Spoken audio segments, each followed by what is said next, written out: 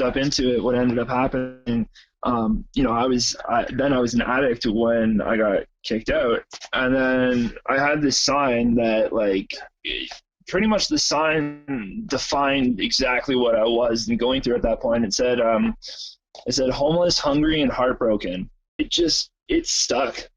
So essentially, I guess yeah, like I was homeless. I was like, I don't know, 10 feet away from my house almost. And I spent a lot of the time busking, and a lot of time, like, I met a lot of people through that. And there was a lot of nice people. Oh my God, when you are homeless, like so many people just out of nowhere from the goodness of their heart. And, I was so blessed with some of the people that I met, and just some of the people that allowed me to, like whether they gave me money or whether they gave me food or whether they got me to like the next day, in some way, shape, or form. Maybe they brought me like, I don't know, like soap or some shit. I don't know, like with socks. Socks is a good one.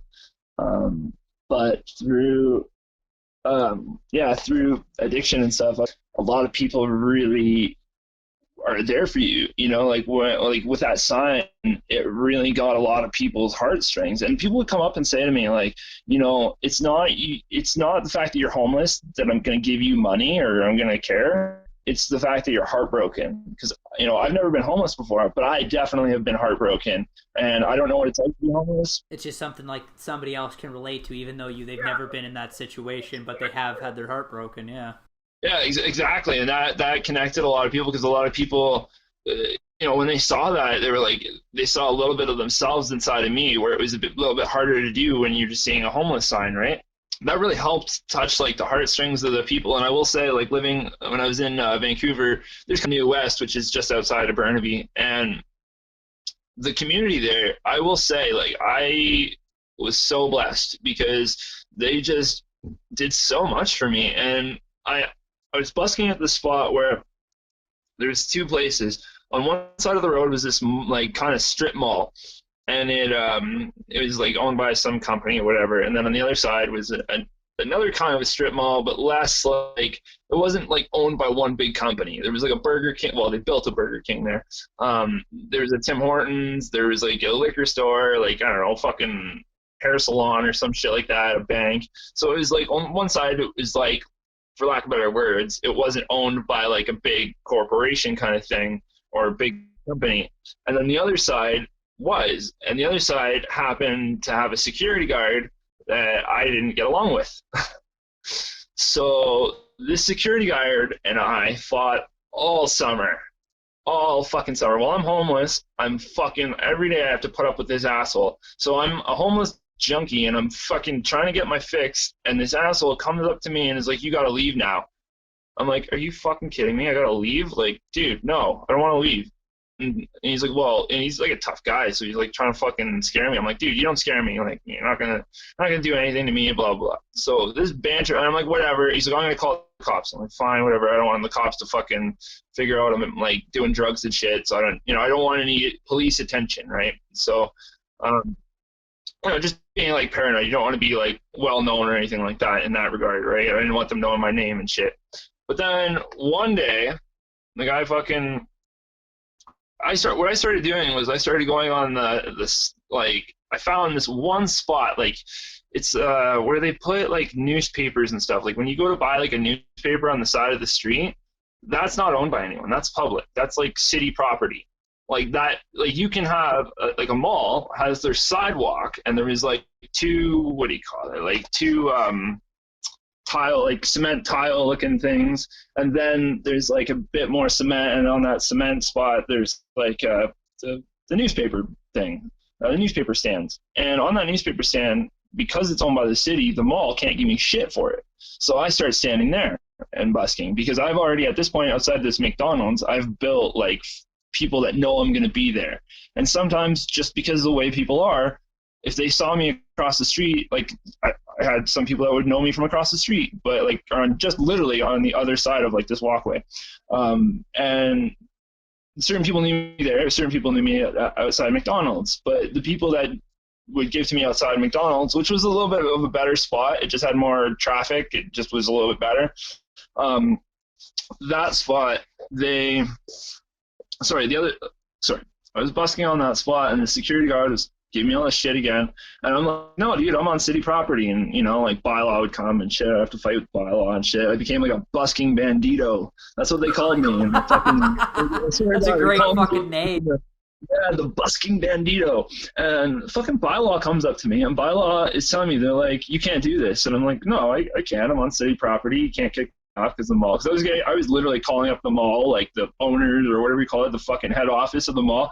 Look, this fucking guy, blah blah, fighting with him all the time because he was just a dick. Like he was gonna get me out of there, whether the police came or whether what. Like at the end of the day, I knew I was gonna have to go. So sometimes it's just easier to get up and go than to have to fucking fight. But you get so tired of having to get up and go all the time. Like I figured out what this guy's lunch schedule was, and he figured out that I figured out his lunch schedule. So he would like come on his lunch to come fuck with me because he knew, and he would like go around the corner. I would watch him from my spot over like across the street, and I would watch him, and he would go across or go around the building. It was a big building, so he would go at a certain point, and then I would sneak over to McDonald's and sit there for sometimes it was like fucking an hour or two. Other times it'd be like 15 minutes because he caught on that I was just doing this all the time. So he started making it a bigger problem, and I'm like, fuck, like I need this because A, I'm like a drug addict, so I need my money, and B, I'm homeless. I still need fucking money. Like when you're a homeless drug addict, the one thing you fucking need the most is money and shelter. Like it's just plain and simple. So I'm dealing with this guy, and then the bylaw comes, and bylaw and the police were coming too. Like the police had come a couple times too, like to harass me. But the police were also like, I don't really want to deal with this shit. Like we're just coming because we have to. Yeah, exactly. That's what they were telling me. We're only here because we have to be, blah blah. Because that guy's an asshole. And the cops were siding with me a lot more too. Like they were like, he's an asshole. He's just doing this to bug you, blah blah blah. But you know, technically we can't, blah blah blah. So like the bylaw came up to me and they said, well, why don't you just get a busking license and go busk in the 2 spots? And I was like, I don't want your busking license. I don't. It's not that. And I was like, I'm flattered. Like I'm flattered. Thank you. You know, but like. No, because then you own me. Then you not own me, but then you control me. Because then I'd be assigned to a certain spot at a certain fucking time, and that doesn't always work for me. Like, you know, and what if I want to work later? What if I want to show up an hour late? What if like I'm a musician? I'll work on my time, you know, like or as a busker, anyways. You work on your time, but you still have to follow a certain schedule. You know, you still got to be out there on lunch. If you go out there at 2:30, you ain't getting shit. If you leave at 4, you're gonna miss the dinner rush. But because of that shit like that, right, I would have to deal with this fucking security guard and miss like the dinner rush, and I'd be like, fuck man, I just missed like $25 because this guy like kicked me out of my spot.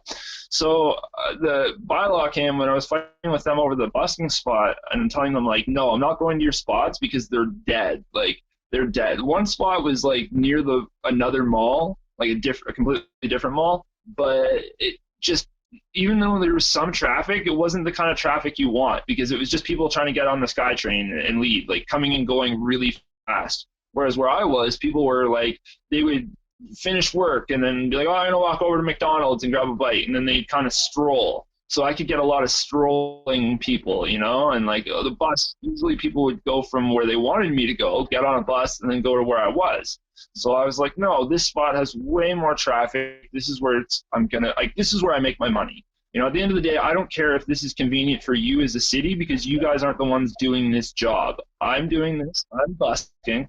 I'm going to go to my spot, and that's tough shit. So I fought with these guys all summer. I got to a point where the security guard I was fighting with, and all the other security guards on his team loved me.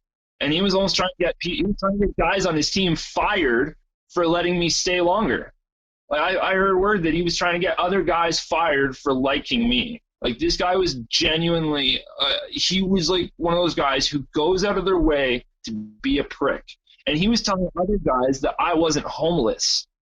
And people would believe him, and they would come up to me, and I remember the guy's like, here, man, here, take this. And he goes, and he gives me the finger. And I'm like, fuck you, man. Like, what? Like, he's like, yeah, you're not homeless. And I'm like, what? Where the fuck do you think that? He goes, oh, that security guard over there told me. I'm like, yeah, the same one that gives me fucking trouble every day. I was livid. So, because I'm losing money, right? That's money out of my pocket, and I was fucking this guy was just the worst asshole I've ever dealt with in my entire life. So what I ended up doing was I was so pissed and dealing with this shit. I was at my wit's end. I was like breaking down because I was losing money. Like, every fucking day I'm losing money. It's getting colder. And I'm like, what am I going to do? So dealing when I was in a shelter too, like I was sleeping outside or I'd be sleeping in the shelter. The shelters are not fucking fun. And I would get away. Like you have to be at home. You have to be not home. You have to be back to the shelter at a certain time. But because I was busking, I was like, oh, my job, I have to stay later. So I would be able to stay out a bit late, and I was able to push that a bit. But the security guard ends up coming up to me one day, and I guess he just knew the camera, and he just wanted to fight me or something. Like it was different. Like that day was just different. Like he was like, I was tired, he was tired, we were just at our wits end, and he came up to me and put his like nose on me, just like that, just like the second he touched me with his nose, he goes, you hit me, and then he slammed me into a fucking car. Like a parked car. Like he pushed me into this parked car, and I was like, and don't get me wrong, but I didn't want to like scream it out loud, but I was in withdrawal, so I was in a lot of pain. Like my body was aching at that point, and I'm just trying to get like my next fix, whatever. And like it's early in the morning, so I hadn't, it's like early in the morning. I was still kind of out of it, whatever, right? I'm like just fucking in a lot of pain, and when he shoved me, I was like, I can't fucking believe this. Like this guy fucking hit me. Like that's it. I'm calling the police. You're fucking done. And when the police came and stuff, they said that the video, he knew the camera so well that when he touched me, you can't see who touched who because of the way the cameras were.